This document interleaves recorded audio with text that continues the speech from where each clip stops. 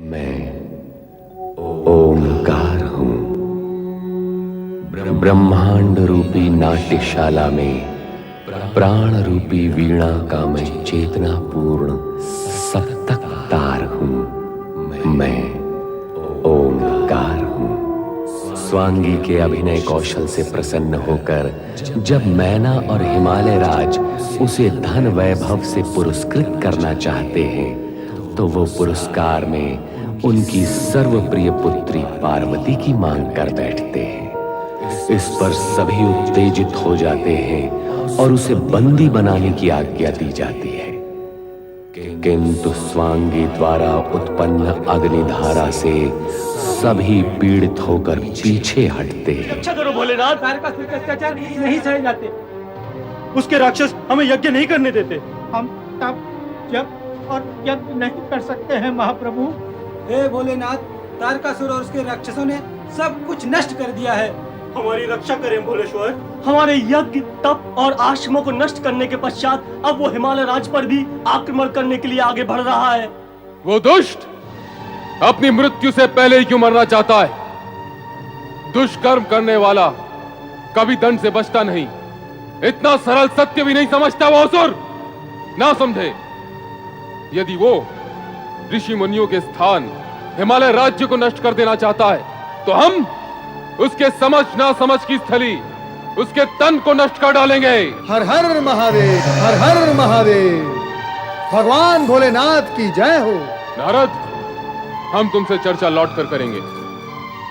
इस समय हम तारकासुर का वध करने जा रहे हैं। महादेव, ये कार्य आपका नहीं है।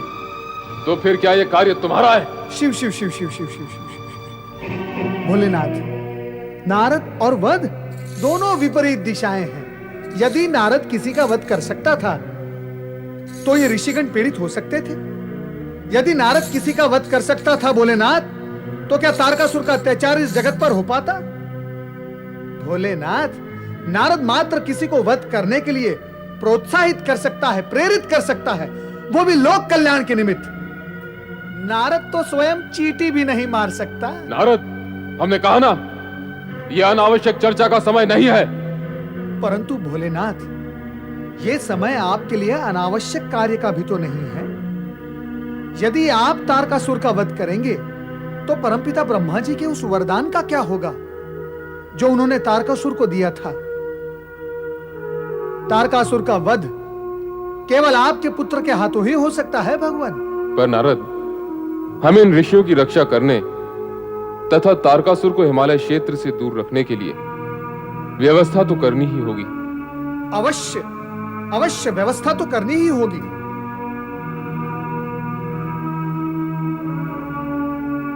वीरभद्र!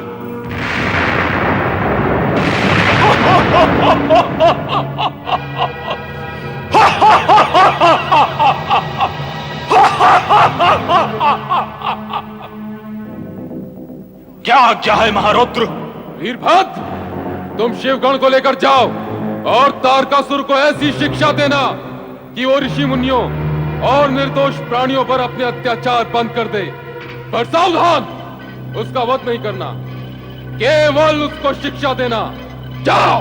ऐसा ही होगा भूत भवन।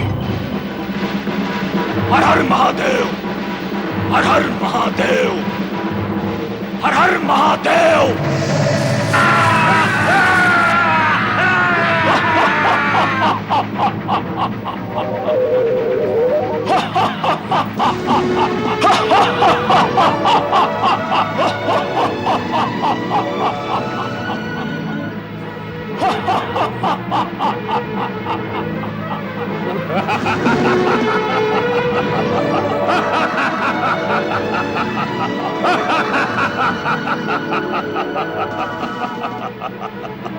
जय महारुद्र।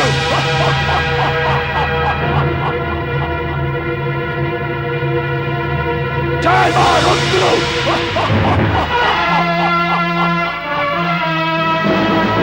जय महारुद्र।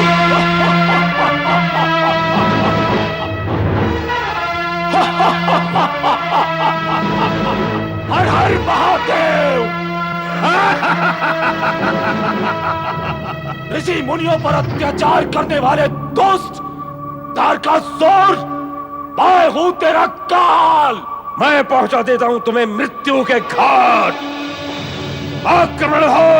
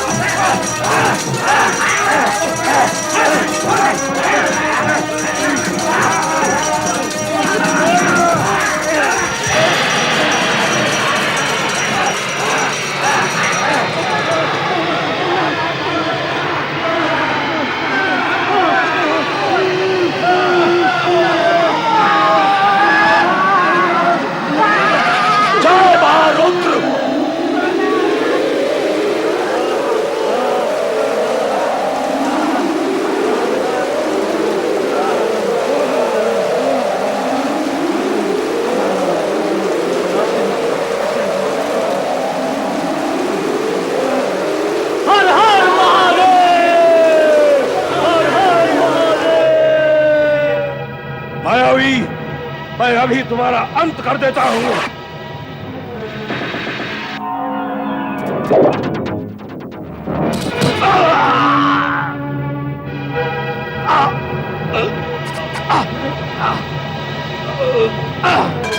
सावधान, उसका वध नहीं करना, केवल उसको शिक्षा देना। महारुद्र की आज्ञा से मैं तुझे जीवित छोड़ देता हूं। जा, भाग जा।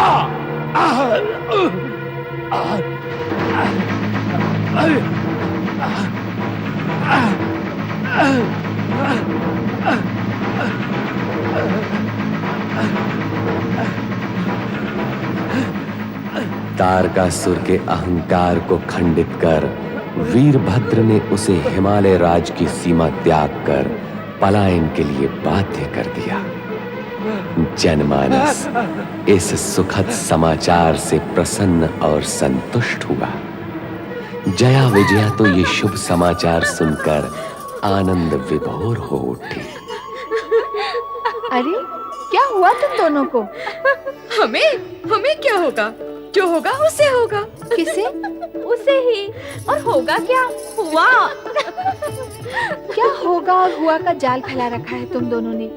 स्पष्ट बताती क्यों नहीं कि क्या बात है? बात ये है कि तारकासुर और उसके सैनिक राक्षस हिमालय राज्य में प्रवेश कर उपद्रव कर रहे थे और तब वीरभद्र और शिव गणों ने मिलकर तारकासुर की पिटाई कर डाली। और वो क्षमा याचना करते हुए लंगड़ाता भाग रहा था। तो इसमें हंसने की क्या बात है? वो महाबली, दैत्यराज, शक्तिमान, बलवान लंगड़ाता भाग गया। दूसरों के राज्य में अनाधिकार रूप से प्रवेश करके वहाँ उपद्रव करना और अशांति उत्पन्न करने का अंत में दुष्परिणाम ही होता है। हाँ, अब तो ये बात तारकासुर भी समझ चुका है। उत्तम है। शिव कृपा से तारकासुर को सद्बुद्धि तो प्राप्त हो गई। हम सभी को भगवान शिव का उपकार मानना चाहिए। हाँ, मानना चाहिए।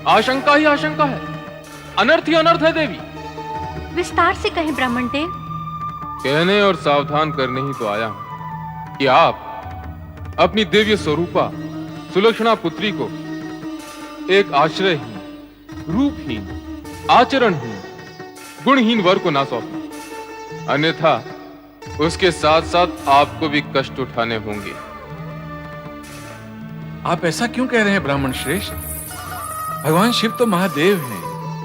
सभी देवता श्रद्धा पूर्वक उनकी पूजा अर्चना करके उनके चरणों में नतमस्तक रहते हैं। उनके लिए अपशब्द कहकर उनका अपमान नहीं, मनुष्य स्वयं अपना अपमान करता है। अर्थात पार्वती के साथ साथ आप भी भ्रमित हैं राजन। क्या मैं अकारण अपशब्द कह रहा हूं? क्या मैं शिवद्रोही हूं, शत्रु हूं उनका? क्या मैं असत्य कह रहा हूं?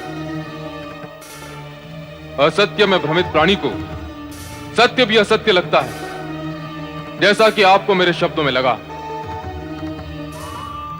आपका हित विचारने वाले को आप असत्यवादी कह रहे हैं? ऐसा नहीं है विप्रदेव। ऐसा नहीं तो फिर कैसा है? क्या यह सत्य नहीं कि शिव शमशानवासी हैं, भभूतधारी हैं, सर्प और जटाधारी हैं, धतूरा जैसे मादक पदार्थों का सेवन करते हैं, सदा इधर उधर भटकते रहते हैं?